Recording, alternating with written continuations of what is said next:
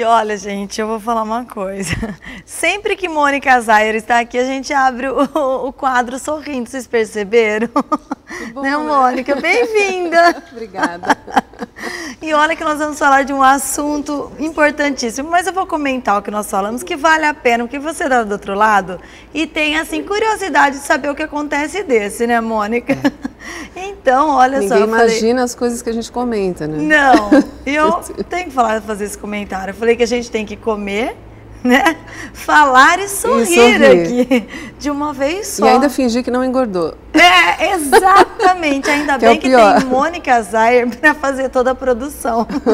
Assim, ela disfarça com uma roupa daqui, uma dali.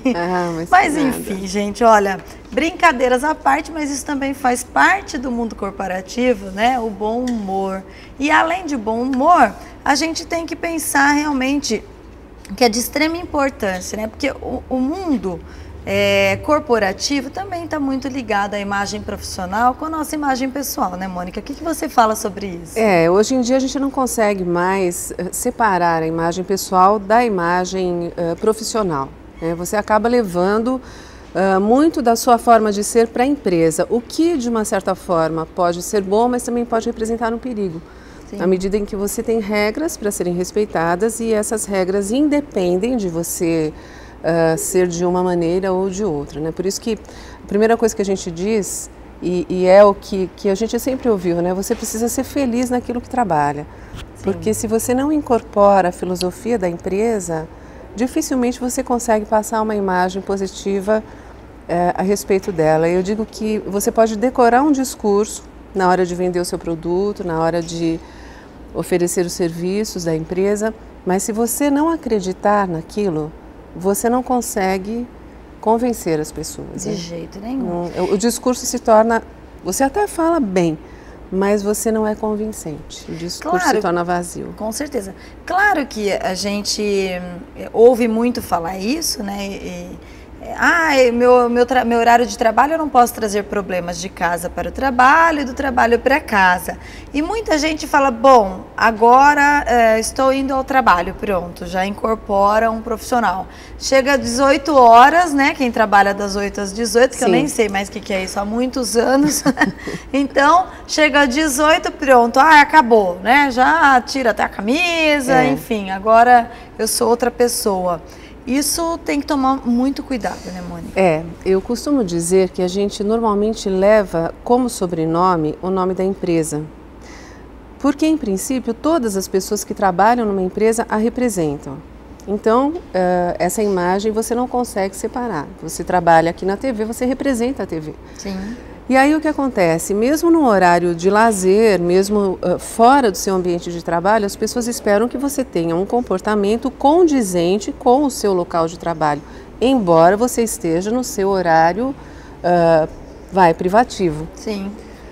Mas, por exemplo, eu trabalhei muitos anos com educação, ainda sou ligada a todas as escolas das quais sou sócia. Eu costumava dizer o seguinte, eu posso, num final de semana, ir ao clube, não digo nem agora porque não tenho mais nem idade para isso, mas você vai entender o que eu quero dizer. Ir ao clube de biquíni para tomar sol? Posso, mas não devo. Por quê? Porque eu tenho que manter uma imagem. Então as pessoas vão achar que você não faz isso? Não, as pessoas têm que saber que a gente toma sol, que a gente se diverte, que a gente tem problemas. Tudo que todas as pessoas fazem, a gente faz. Mas a minha imagem sempre foi, durante muitos anos eu era a Mônica do Objetivo, a Mônica do Coque.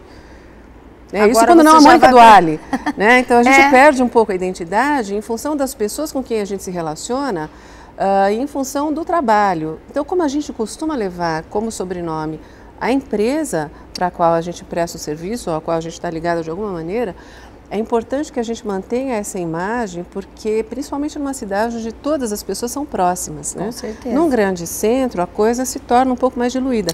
Mas aqui as pessoas dificilmente separam essa imagem profissional da pessoal. Então, por exemplo, eu não posso ter numa escola, eu costumo citar a escola porque foi meu ambiente de trabalho durante muitos anos. Por exemplo, uma pessoa que desempenha o papel de orientadora educacional, num carnaval, extrapolar na questão de bebida. Se ela quiser fazer isso, que não seja no ambiente onde ela está ali em contato com as demais pessoas. E aí não é incentivar que se faça alguma coisa escondido, é porque realmente não é condizente com a função dela dentro do que as pessoas esperam. Então, são situações, assim, são nuances, são situações particulares e muito delicadas que a gente tem que tomar cuidado. Isso tudo nós podemos chamar de etiqueta no mundo corporativo, porque a gente tem que ter uma etiqueta né, que normalmente a gente confunde muito. Etiqueta tem que ser só relacionada à moda. Sim, né? Não, absolutamente. Mas os bons, enfim, o bom comportamento, principalmente hierárquico, né? Vamos para a empresa agora, né? Nos ambientes dentro da empresa. Como lidar com essa hierarquia? Como ter uma etiqueta corporativa, Mônica? Eu acho que tudo se torna muito mais fácil quando é aquilo que a gente falou inicialmente, quando você acredita na empresa para a qual você está prestando um serviço, né? Então, você passa a fazer parte da empresa. É aquele tal negócio, ao invés das pessoas dizerem eles querem assim, o certo é dizer nós somos assim. Porque, em primeiro lugar, se você trabalha numa empresa, claro que existe uma hierarquia e você tem pessoas a quem você deve se reportar. Sim. Essas pessoas, supostamente, têm que dar todo o respaldo para o seu trabalho. Então, essa questão de confiança, ela tem que estar estabelecida para que você consiga desenvolver o seu trabalho. E aí, quando você fala de hierarquia, as coisas se tornam mais fáceis, porque a partir do momento que você acredita que você tem esse apoio, é claro que você vai respeitar as pessoas dentro de um ambiente de trabalho. Então, essas questões não são impostas, elas são adquiridas com a confiança, com um bom relacionamento. Se você não acredita no produto, você não consegue desempenhar um bom papel dentro da empresa, por mais que você seja profissional, por mais que você tenha formação específica naquela área. Mas se não houver um bom relacionamento, essa questão hierárquica vai ficar comprometida, principalmente porque você vai achar que as sugestões e que as orientações que precisam vir de quem está numa função acima da sua, são imposições e você pode levar isso para o lado pessoal. Sim. É aí que a gente tem todas aquelas questões de desavença no trabalho, que as pessoas tomam para si projetos que não foram elas que criaram, ao invés de reverenciar-se às pessoas que criaram. E eu não digo que essa reverência deve ser alguma coisa que vai subjugar a pessoa, mas que você deve respeitar. Se existe alguém que está acima de você, provavelmente é porque essa pessoa tem mais experiência, tem mais conhecimento e tem principalmente autoridade moral para estar naquele papel. Sim. Então essa questão da hierarquia, ela tem que ser baseada no respeito e nunca na imposição, porque senão vira uma briga ali, uma disputa, né? E não é essa e a proposta para que se chateado, com certeza. Alguém vai sair chateado, a imagem vai ficar comprometida, porque o comportamento das pessoas não é condizente com aquilo que a empresa quer passar. Com certeza. Normalmente é o que acontece. Claro que, mesmo que as empresas não queiram mais, né, ter departamentos dentro da empresa, enfim, no geral, não importa o segmento, existe os departamentos separados. Uhum. E as pessoas, elas têm uma certa liberdade com o seu departamento, com Sim. o seu chefe, com o seu colega de trabalho. Como conduzir isso no dia a dia? Porque às vezes as pessoas, elas esquecem, né, do respeito e acaba tem liberdade e acaba virando libertinagem, né? Isso é muito complicado. Como se comportar no dia a dia, prejudicial, para tudo, né? Para tudo. Em primeiro lugar, essa questão de não haver departamentos, ela pressupõe de que as pessoas já tenham uma certa formação para assumir vários papéis dentro da empresa. Então, é o que também a gente costumava falar antes, quando a questão era toda departamental. Isso não faz parte da minha área, mas eu vou socorrer porque eu Sim. sou uma pessoa ligada à empresa e depois eu vejo com quem eu me entendo. Então, o que não pode acontecer em primeiro lugar é você virar as costas somente porque aquilo não faz parte do trabalho para o qual você foi inicialmente contratado. Né? Você precisa se sentir parte da empresa e a empresa precisa perceber que você faz parte dela. Então, É nessa questão que não existem mais departamentos, mas em função disso as pessoas precisam estar mais unidas e a comunicação precisa ser mais fluente dentro da empresa. Sim. Agora, é claro que você precisa ter uma certa liberdade dentro do seu departamento para lidar com as pessoas e o ambiente não pode ser travado, porque senão ninguém fica à vontade, o trabalho não acontece e até essa questão de criatividade, que é extremamente necessária para que as coisas possam ter sempre uma inovação, ela fica travada. Agora, quando a gente fala de etiqueta, é justamente nesse ponto. Você precisa saber o limite da sua atuação corporativa e da sua atuação pessoal. Por exemplo, volto a citar Araraquara porque a gente tem uma facilidade muito grande de conhecer as pessoas aqui. Sim. Então, você tem um amigo trabalhando com você, você tem um irmão, você tem um parente mais próximo ou não. Onde isso entra na questão hierárquica, nessa questão de relacionamento? Se eu não souber que eu estou ali por ser profissional, eu vou confundir as coisas e o meu trabalho fica comprometido. Então a gente tem que partir do princípio de que sendo irmão, sendo primo, sendo amigo, eu não estou ali em função disso, eu estou ali em função da minha capacidade profissional. Se você tem isso como primeiro plano, dificilmente as coisas se tornam difíceis. Que é a chamada empresa familiar, né? É. Que realmente existe vários conflitos até entre os próprios, entre as próprias famílias, porque... justamente porque as pessoas não respeitam, exatamente, confunde essa questão de proximidade, de uma certa liberdade que você tem por ser parente ou por ser amigo, com a questão profissional. Sim. Isso é o maior perigo, não só numa empresa familiar, como em qualquer outra situação, principalmente numa cidade onde todas as pessoas acabam se conhecendo, ou frequentando os mesmos lugares, enfim. É verdade. Em relação ainda aos departamentos, temos que lembrar também que tem o contrário, né? A pessoa, por esse motivo, a gente tem que saber atuar em todas as áreas, ou então sempre ou pelo menos se estender a mão, se interessar, enfim.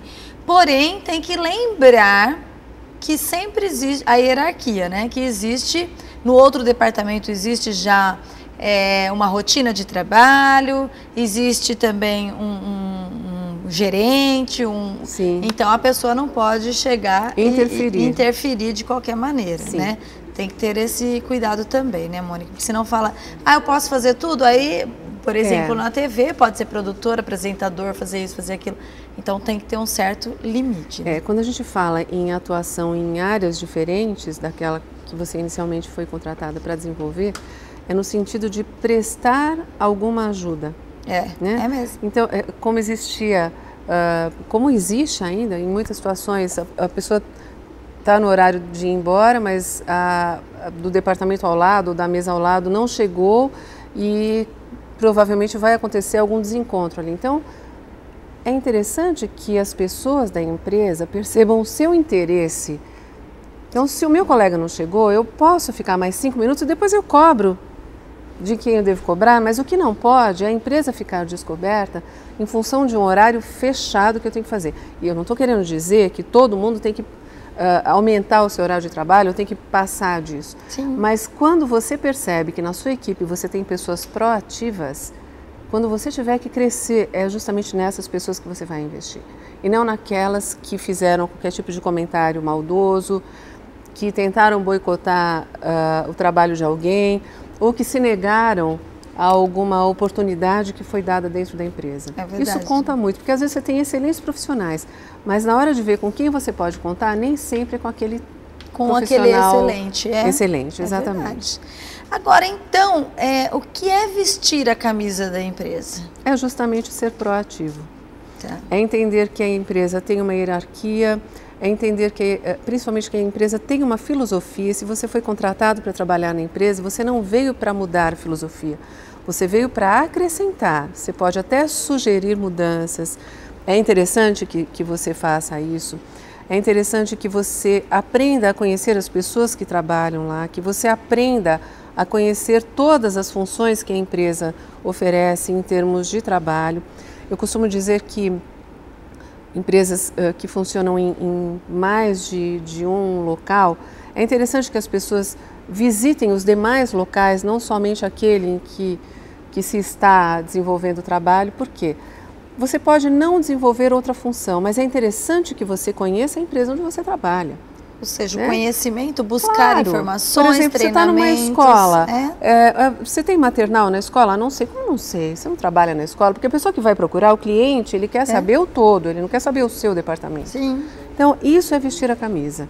É você se colocar à disposição da empresa e entender que você fazendo isso, você tem um respaldo hierárquico, você tem um respaldo da empresa para que o seu trabalho também seja bem desenvolvido e respeitado. Com certeza. Mônica, claro que tudo isso nós falamos de comportamento, né? Claro, nós vamos esmiuçar mais a parte de vestimentos, mas eu queria que você falasse só um pouquinho da parte realmente de vestimentas, né? Como se comportar, ou quando usar um terno, quando usar uma roupa normal, esporte, enfim.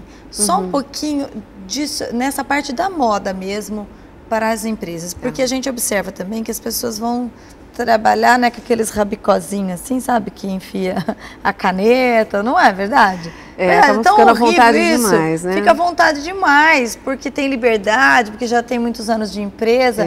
E isso não deixa a gente à vontade em ir até a empresa, né? Existem questões específicas para cada tipo de trabalho. É claro, um trabalho mais formal, ele exige determinadas vestimentas mais formais. Agora, é claro que se você trabalha, por exemplo, numa agência de publicidade ou em algum local que permita uma roupa mais descontraída, ainda assim, algumas peças jamais devem ser usadas. Porque você tem que pensar o seguinte, você não tem só os seus colegas de trabalho que podem compartilhar da mesma opinião, você tem os clientes. Sim. E o que não pode acontecer é do cliente se assustar quando ele chega na empresa. E se assustar não é porque a coisa está chamando muita atenção ou porque está feia, não é isso. É ele perceber que a forma como as pessoas se apresentam não é tão adequada para quem está trabalhando. Quer um exemplo disso? Camiseta regata. Pode estar um calor de 80 graus. Jamais. Se você estiver com uma camiseta regata, na hora de receber um cliente, alguma coisa por cima. Estou falando as mulheres, né? Então, uma jaqueta por cima, uma camisa, uma pashmina, enfim. Porque quanto mais você mostra de pele, menor é o respeito que as pessoas vão ter. Não que elas vão te dizer alguma coisa, mas você vai dar liberdade. Sim. E aí, onde isso reflete? Na credibilidade da empresa. As pessoas não podem olhar um atendente, por mais bonito que ele seja, como sendo o foco da empresa. O foco da empresa tem que ser o trabalho. Então, não dá para trabalhar de shorts curtos, não dá para trabalhar de camiseta regata, não dá para colocar transparência, não dá para colocar decote, decotão nas costas, salto muito alto, tudo tem que ter adequação. Ah, mas eu trabalho com moda. Ainda assim, seja diferente dentro dessa questão moda, porque as pessoas que trabalham com moda podem ser, logicamente, respeitando um bom senso, mas dentro de uma questão corporativa. Você está trabalhando, você não está saindo para passear. Né? Então, você não é um estudante de moda, você não é um representante da área de moda em horário de lazer. Ali você representa o escritório, ou a empresa, ou a confecção, enfim. Né? O mesmo, por exemplo, é claro que quando a gente fala de ambientes mais formais, existe todo um código de vestimenta, né? Para advogados, para mesmo a questão de administração de empresas. Tem algumas coisas que não vão ser usadas. No banco, o banco é um ambiente extremamente formal Sim. de trabalho. Né? E tem que ser respeitado. Agora, existe uma coisa assim, que eu particularmente, como a gente aprende muito isso não é nada inventado por mim, a gente estuda para poder passar essas informações. Quando você desenvolve uma profissão mais formal, por exemplo, vou pegar uma advogada, e a gente vê muitas advogadas ou delegadas dando entrevista, e isso me chama muita atenção, porque existe um código de vestimenta que precisa ser respeitado. Agora, em toda a aparência, a gente tem que levar em conta também a questão do cabelo. Não dá para ir com um cabelão solto, por mais bonito que ele seja, e um terno ou um tailleur. Não dá. Porque não é condizente com a profissão. Porque o cabelo na mulher, ele tem uma conotação sensual. Isso é história. Né? Então, aquele cabelo balançando, aquele cabelo jogado de um lado para o outro, não condiz com aquela entrevista que ela vai dar, uma delegada que prendeu. alguma coisa fica desacreditada ali, né? Então, são nesses detalhes que a gente tem que prestar atenção na hora de compor toda uma produção para trabalhar, porque pode até ficar bonito, mas em termos de credibilidade fica um pouco comprometido.